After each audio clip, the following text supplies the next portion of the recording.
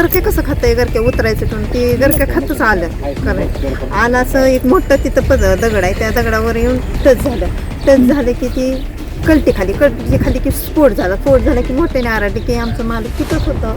ती बी माझ्या मागं पळाला. आम्ही पळतच धावत घेतलं तिकडं पण आम्ही धाव घेताना ती पार्ट असं मोठं ते पोट होतं सगळं पार्ट चाकं ही त्याची आमच्या भोवतानी पडायला लागली पण आम्हाला वाटतं आमच्या अंगावर येऊन पडतात तर तरी काहीच वाटलं नाही त्या क्षणाला आम्हाला. आम्ही त्यात माणसं असलेली जगत्यान म्हणून ह्या हिशोबावर आम्ही पुढे गेलो. त्यात इंधनी भरपूर भडका झाला त्याचे क्रॅश झाल्यामुळे त्याचं पार्ट लांब येऊन पडत त्यामुळे लोक पण जवळच जात नाही. पाहिलं पण ते ओळखूच येत नव्हतं कोण आहे. अच्छा. बॉडी ही सरून आम्ही पूर्ण बघितलं फक्त ते आपल्याला हेच दादा आहेत का दुसरं कोण आहे काय सांगता येत नाही. तुम्ही नेमकं काय बघितलं त्यावेळेस तुम्ही काय करत होते बरं? मी इथं वाटवच उभा होती मुलं शाळेत चालली होती मुलं हलून गेली आणि मग 5 मिनिटं इथं थांबलेली विमान मोठं आलं म्हणून माणसाला उत्सुकता चढते ना बघायसाठी म्हणून मी अशीच उभा राहिली तिकडे बघ तर ती गरके कसं खातंय गरके उतरायचं पण ते गरके खातच आलं कारण आलं असं एक मोठं तिथं दगड आहे त्या दगडावर येऊन टच झालं की ती कलटी खाली की स्फोट झाला की मोठ्याने आरडली की आमचं मालक तिथंच होतं. ती बी माझ्या मागं पळाला. आम्ही पळतच धावत घेतलं तिकडं पण आम्ही धाव घेताना ती पार्ट असं मोठं ते पोट होतं सगळं पार्ट चाकं ही त्याची आमच्या भोवतानी पडायला लागली पण आम्हाला वाटतं आमच्या अंगावर येऊन पडतात का तरी काहीच वाटलं नाही त्या क्षणाला आम्हाला.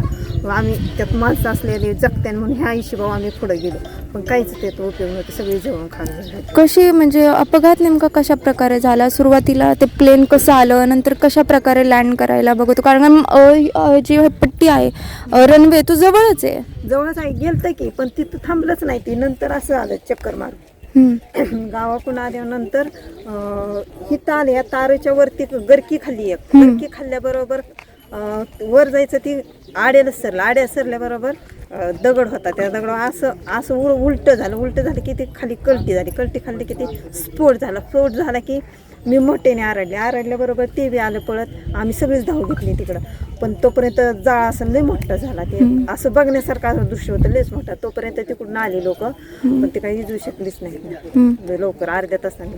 ॲम्ब्युलन्स आणि फायर ब्रिगेड गाडी किती वेळात आली बरं? 10 मिनिटात आली विमानतळात.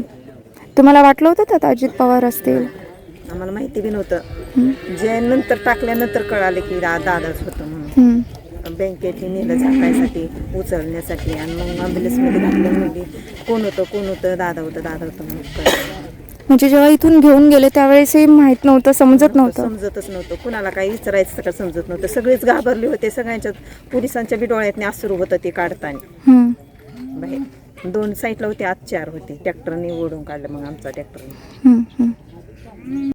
दादा तुमचं नाव काय आणि इथे नेमका अपघात कसा घडला? तुम्ही स्वतः प्रत्यक्षदर्शनी होते. काय घडलं नेमकं? माझं नाव राहुल आठवळे.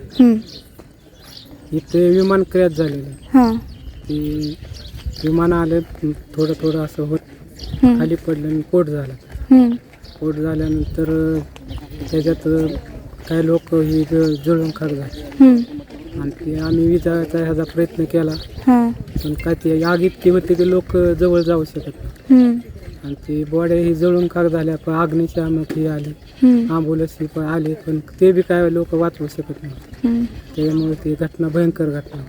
बरं कशा प्रकारे जे प्लेन होतं ते क्रॅश झालं बरं? आता ते काय कळता येत नाही ना. आता ती वैमाकांची चुकी आहे का आपली त्यांचं काय आहे काय सांगता येत नाही. तुम्हाला कधी समजलं असं काही आवाज? तुम्ही लाईव्ह बघत होतो पडत होता. तुम्ही लाईव्ह बघत होते? आम्ही इथंच होतो. ओके. मग जेव्हा प्लेन क्रॅश झालं त्यावेळेस ॲम्ब्युलन्स असेल अग्निशमन दल असेल हे किती वेळात आलं? काय झालं? 5 मिनिटात आलं. अग्निशामक बी त्यांच्या बरोबरच आलं पाणी त्यात कमी होत थोडं त्यामुळे वीज होऊ शकलीच नाही. बरं जेव्हा स्फोट झाला तेव्हा आजूबाजूचा परिसर म्हणजे कसं हे झाला होता बरं? आग भरपूर जागेवर जळाले त्यात इंधनी भरपूर भडका झालेला आणि त्याचे क्रॅश झाल्यामुळे त्याचं पार्ट लांब येऊन पडत त्यामुळे लोक पण जवळच जात नाही. बरं तुम्हाला कधी समजलं बरं त्याच्यात अजित पवार होते म्हणून? ती बॉडी ही नेल्यावर आम्हाला कळलं की अजित दादा आहे. तुम्ही पाहिलं पण ते ओळखूच येत नव्हतं कोण आहे. अच्छा. ती बॉडी ही सरून आम्ही पूर्ण बघितलं हम्म, फक्त ते आपल्याला हेच दादा आहेत का दुसरं कोण आहे काय सांगता येत नाही. हम्म.